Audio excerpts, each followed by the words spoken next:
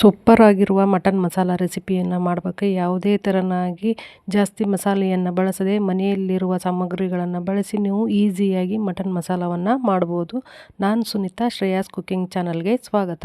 ನಾನಿಲ್ಲಿ 1 kg ಆಗುವಷ್ಟು ಟಗರಿನ ಮಟನನ್ನು ತೆಗೆದುಕೊಂಡಿದ್ದೀನಿ. ಇದನ್ನು 2 ರಿಂದ 3 ಸಲ ಚೆನ್ನಾಗಿ ಕ್ಲೀನ್ ಮಾಡಿ ತೊಳೆದು ಇದಕ್ಕೆ 2 ಟೇಬಲ್ ಸ್ಪೂನಷ್ಟು ಉಪ್ಪನ್ನು ಇದಕ್ಕೆ ಸೇರಿಸ್ತಾ ಇದ್ದೀನಿ. ನಾನಿಲ್ಲಿ ಕಲ್ಲುಪ್ಪನ್ನು ಬಳಸ್ತಾ ಇದ್ದೀನಿ. ನೀವು ಪುಡಿ ಉಪ್ಪನ್ನಾದರೂ ನೀವು ಬಳಸ್ಬೋದು.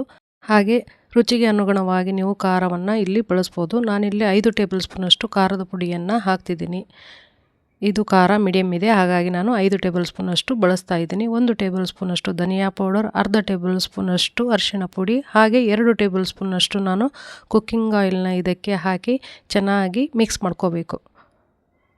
ಈ ಮಸಾಲೆಯನ್ನೆಲ್ಲ ಹಾಕಿ ಕೇವಲ ಒಂದು 10 ರಿಂದ 15 ನಿಮಿಷಗಳ ಕಾಲ ನೀವು ನೆನೆಯಲಿಕ್ಕೆ ಹಾಗೆ ಬಿಡಬೇಕು. ನಿಮಗೆ ಟೈಮ್ ಇದ್ದರೆ ಒಂದು ಅರ್ಧ ಗಂಟೆ ಅಥವಾ 1 ಅವರ್ ನೀವು ಈ ಥರ ಮಾಡಿ ಮ್ಯಾರಿನೇಟ್ ಆಗಲಿಕ್ಕೆ ಬಿಟ್ಟರೆ ಮಟನ್ ಎಲ್ಲ ಮಸಾಲೆಯನ್ನು ಚೆನ್ನಾಗಿ ಹೀರ್ಕೊಳ್ಳುತ್ತೆ. ಇವಾಗ ನೋಡಿ, ಇದಕ್ಕೆ ಒಂದು ಪ್ಲೇಟನ್ನು ಮುಚ್ಚಿ ನಾನು ಈ ಮಟನ್ಗೆ ಮಸಾಲೆಯನ್ನು ರೆಡಿ ಮಾಡ್ಕೋತಿದ್ದೀನಿ.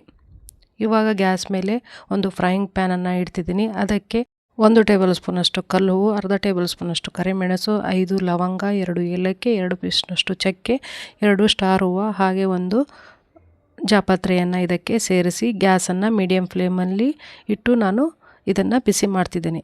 ಜಸ್ಟ್ ಒಂದು 2 ನಿಮಿಷ ಬಿಸಿ ಮಾಡಿದರೆ ಸಾಕು. ಇವಾಗ ಇದನ್ನು ಒಂದು ಸಣ್ಣ ಮಿಕ್ಸಿ ಜಾರ್ಗೆ ಹಾಕಿ ಇವಾಗ ಅದೇ ಫ್ರೈಯಿಂಗ್ ಪ್ಯಾನ್ಗೆ ಸ್ವಲ್ಪ ಎಣ್ಣೆಯನ್ನು ಹಾಕ್ತಿದ್ದೀನಿ. ಸುಮಾರು 2 ಟೇಬಲ್ ಸ್ಪೂನಷ್ಟು ಎಣ್ಣೆಯನ್ನು ಹಾಕಿ 1 ಈರುಳ್ಳಿಯನ್ನು ಕಟ್ ಮಾಡಿ ಇದಕ್ಕೆ ಹಾಕ್ತಿದ್ದೀನಿ.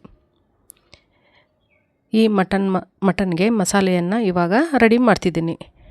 ಎಣ್ಣೆಯಲ್ಲಿ ಗ್ಯಾಸನ್ನು ಮೀಡಿಯಮ್ ಫ್ಲೇಮಲ್ಲಿಟ್ಟು ಇದು ಚೆನ್ನಾಗಿ ಕಂದು ಬಣ್ಣ ಬರೋ ತನಕ ಹುರ್ಕೋಬೇಕು. ನೀವು ಒಂದು ಸಲ ಈ ರೀತಿಯಾಗಿ ಮಟನ್ ಮಸಾಲವನ್ನು ಟ್ರೈ ಮಾಡಿ ಪದೇ ಪದೇ ಇದೇ ಥರನ ಮಾಡ್ಕೊಂಡು ತಿಂತೀರ. 100% ಗ್ಯಾರಂಟಿ ಕೊಡ್ತೀನಿ, ತುಂಬಾ ರುಚಿಕರವಾಗಿ ಬರುತ್ತೆ. ಇವಾಗ ಒಂದು ನಾಟಿ ಟೊಮೊಟೊವನ್ನು ಇದಕ್ಕೆ ಸೇರಿಸ್ತಾ ಇದ್ದೀನಿ. ಒಂದು ಚಿಕ್ಕ ನಾಟಿ ಟೊಮೊಟೊವನ್ನು ಹಾಕ್ತಿದ್ದೀನಿ. ಈ ಮಟನ್ ಮಸಾಲ ರೆಸಿಪಿ ಕೇವಲ ಅರ್ಧ ಗಂಟೆಯಿಂದ 3/4 ಗಂಟೆ ಒಳಗೆ ನಿಮಗೆ ರೆಡಿಯಾಗುತ್ತೆ. ನಾನಿಲ್ಲಿ 4 ಗಡ್ಡೆಯಷ್ಟು ಬೆಳ್ಳುಳ್ಳಿಯನ್ನು ಹಾಕ್ತಿದ್ದೀನಿ. ಹಾಗೆ 3 ಪೀಸ್ನಷ್ಟು ನಾನಿಲ್ಲಿ ಶುಂಠಿಯನ್ನು ಹಾಕಿ ಅದನ್ನು ಕೂಡ ಇದರಲ್ಲಿ ಫ್ರೈ ಮಾಡ್ತಿದ್ದೀನಿ. ಹಾಗೆ 1 ಹಿಡಿಯಷ್ಟು ನಾನು ಕೊತ್ತಂಬರಿ ಸೊಪ್ಪನ್ನು ಇದಕ್ಕೆ ಹಾಕ್ತೀನಿ. ಈ ಥರ ಬರೀ ಸೊಪ್ಪನ್ನು ಅಷ್ಟೇ ನೀವು ಹಾಕಬಾರ್ದು. ಈ ಥರ ಕೊತ್ತಂಬರಿ ಸೊಪ್ಪಿನ ಕಾಂಡವನ್ನು ಸಹಿತ ನೀವು ಹಾಕಿ ಮಸಾಲೆಯನ್ನು ರೆಡಿ ಮಾಡ್ಕೋಬೇಕು. ತುಂಬಾ ರುಚಿಯಾಗಿ ಬರುತ್ತೆ. ಹಾಗೆ 1 ಟೇಬಲ್ ಸ್ಪೂನಷ್ಟು ಗಸಗಸೆಯನ್ನು ಗ್ಯಾಸನ್ನು ಆಫ್ ಮಾಡಿ ಇದಕ್ಕೆ ಸೇರಿಸ್ತಾ ಇದ್ದೀನಿ. ಜಸ್ಟ್ ಬಿಸಿ ಆದರೆ ಸಾಕು. ಅದನ್ನು ತಣ್ಣಗಾಗಲಿಕ್ಕೆ ಇಟ್ಟು ಇವಾಗ ಒಂದು ಕಡಾಯಿಯನ್ನು ಇಟ್ಟಿದ್ದೀನಿ. ಅದಕ್ಕೆ ಸುಮಾರು ಒಂದು 5 ರಿಂದ 6 ಟೇಬಲ್ ಸ್ಪೂನಷ್ಟು ನಾನು ಎಣ್ಣೆಯನ್ನು ಹಾಕ್ತಿದ್ದೀನಿ. ಈ ಬಟ್ಲಲ್ಲಿ 1.5 ಬಟ್ಲಿನಷ್ಟು ಎಣ್ಣೆಯನ್ನು ಇದಕ್ಕೆ ಸೇರಿಸ್ತಾ ಇದ್ದೀನಿ. ಹಾಗೆ ಎಣ್ಣೆ ಚೆನ್ನಾಗಿ ಬಿಸಿ ಆದಮೇಲೆ ನಾನು ನೆನೆಸಿಟ್ಟಿರುವಂತಹ ಮಟನನ್ನು ಇದಕ್ಕೆ ಸೇರಿಸ್ತಾ ಇದ್ದೀನಿ. ನೋಡಿ, ಉಪ್ಪು ಖಾರ ಚೆನ್ನಾಗಿ ಹಿರ್ಕೊಂಡಿದೆ. ಇವಾಗ ಸ್ವಲ್ಪ ಆ ಬುಟ್ಟಿಯನ್ನು ತೊಳೆದು ಇದಕ್ಕೆ ನೀರನ್ನು ಸೇರಿಸ್ತಾ ಇದ್ದೀನಿ. ಒಂದು ಸಲ ಎಣ್ಣೆಯಲ್ಲಿ ಈ ಮಟನನ್ನು ಚೆನ್ನಾಗಿ ಮಿಕ್ಸ್ ಮಾಡ್ಕೋಬೇಕು. ಗ್ಯಾಸನ್ನು ಹೈ ಫ್ಲೇಮಲ್ಲಿಟ್ಟು ಈ ಮಟನ್ ಎಲ್ಲ ಚೆನ್ನಾಗಿ ನೀರು ಬಿಡಬೇಕು. ಒಂದು 10 ನಿಮಿಷಗಳ ಕಾಲ ಚೆನ್ನಾಗಿ ಕುದಿಸ್ಕೋಬೇಕು. ಗ್ಯಾಸನ್ನು ಹೈ ಫ್ಲೇಮಲ್ಲಿಟ್ಟು ಇವಾಗ ಒಂದು ಮುಚ್ಚಳವನ್ನು ಮುಚ್ಚಿ 10 ನಿಮಿಷಗಳ ಕಾಲ ಅದನ್ನು ಚೆನ್ನಾಗಿ ಕುದಿಸ್ಲಿಕ್ಕೆ ಬಿಟ್ಟು ಇವಾಗ ಮಸಾಲೆಯನ್ನು ನಾನು ನೋಡಿ ಇವಾಗ ರುಬ್ಬಿದ್ದೀನಿ. ನಾವು ಫ್ರೈ ಮಾಡಿರುವಂತಹ ಮಿಕ್ಸಿ ಜಾರ್ಗೆ ಹಾಕಿರುವಂಥ ಮಸಾಲೆಯನ್ನು ರುಬ್ಬಿ ಇವಾಗ 1 ಹಿಡಿಯಷ್ಟು ಹಸಿ ಕೊಬ್ಬರಿಯನ್ನು ಇದಕ್ಕೆ ಹಾಕ್ತಿದ್ದೀನಿ. ಅದರ ಜೊತೆಗೆ ಹಾಗೆ ಈರುಳ್ಳಿ ಟೊಮೆಟೊ ಎನ್ನೆಲ್ಲ ಫ್ರೈ ಮಾಡಿದ್ವಲ್ಲ ಅದನ್ನು ಕೂಡ ಹಾಕಿ ಚೆನ್ನಾಗಿ ನುಣ್ಣಗೆ ಪೇಸ್ಟ್ ಥರ ರುಬ್ಕೋಬೇಕು. ನೋಡಿ, ಈ ಥರ ಮಸಾಲೆ ರೆಡಿಯಾಗಿದೆ. ನೋಡಿ, ಇವಾಗ ಇದನ್ನು ಪಕ್ಕದಲ್ಲಿಟ್ಟು ನೋಡಿ ಚೆನ್ನಾಗಿ 10 ನಿಮಿಷಗಳ ಕಾಲ ಕುದಿ ಬಂದಿದೆ. ಮಟನ್ನು ಈ ಥರ ನೀರು ಬಿಟ್ಟಿದೆ. ಇದಕ್ಕೆ ಮತ್ತೆ ನಾನು ಅರ್ಧ ಲೀಟ್ರ್ನಷ್ಟು ನೀರನ್ನು ಹಾಕಿ ಮತ್ತೆ ಕುದಿಸ್ತಾ ಇದ್ದೀನಿ. ಮಟನ್ ಕುದಿಲಿಕ್ಕೆ ಸ್ವಲ್ಪ ಟೈಮ್ ಇಡುತ್ತೆ. ಒಂದು 10 ರಿಂದ 15 ನಿಮಿಷಗಳ ಕಾಲ ಚೆನ್ನಾಗಿ ಕುದಿಬೇಕು. ನೀವು ಇದನ್ನೆಲ್ಲ ಹಾಕಿ ಕುಕ್ಕರ್ನೆಲ್ಲಾದರೂ ಕುದಿಸ್ಕೋಬೋದು.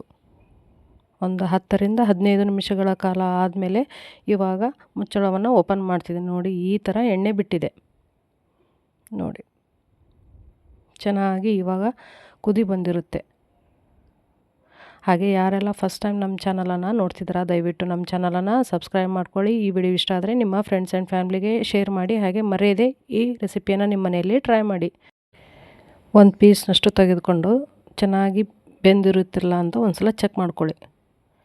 ಚೆಕ್ ಮಾಡ್ಕೊಂಡ್ಮೇಲೆ ಚೆನ್ನಾಗಿ ಬೆಂದಿರುತ್ತೆ ನೋಡಿ. ಒಂದು 15ರಿಂದ 20 ನಿಮಿಷ ಚೆನ್ನಾಗಿ ನೀರು ಹಾಕಿ ಕುದಿಸ್ಕೊಂಡ್ಮೇಲೆ ಈ ಥರ ಎಣ್ಣೆ ಬಿಟ್ಟ ಮೇಲೆ ಇವಾಗ ಮಸಾಲೆಯನ್ನು ಹಾಕಿ ಒಂದು ಸಲ ಮಿಕ್ಸ್ ಮಾಡ್ಕೋಬೇಕು.